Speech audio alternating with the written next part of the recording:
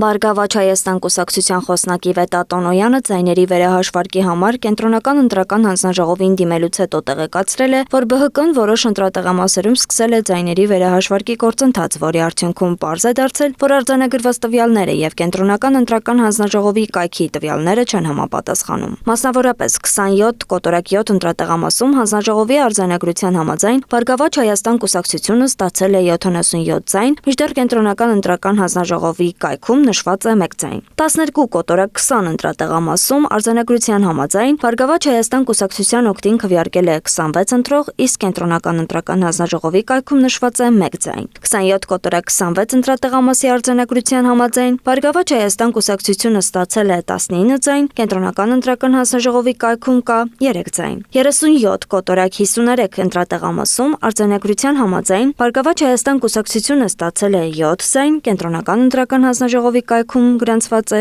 4 ձայն։ Սրանք անհերքելի փաստեր են, յուրաքանչյուր ոք կարող է կենտրոնական ընտրական հանձնաժողովի կայքում տեսնել այս անհամապատասխանությունները։ Փաստերն աշխատանքային ռեժիմով ներկայացվել են կենտրոնական ընտրական հանձնաժողով եւ տվյալները փոփոխման փուլում են։ Մենք շարունակում ենք տարբեր ընտրատեղամասերի հետ կապված նորանոր արձանագրումներ կատարել եւ առաջիկայում հանդես կգանք համապատասխան թարմացումներով։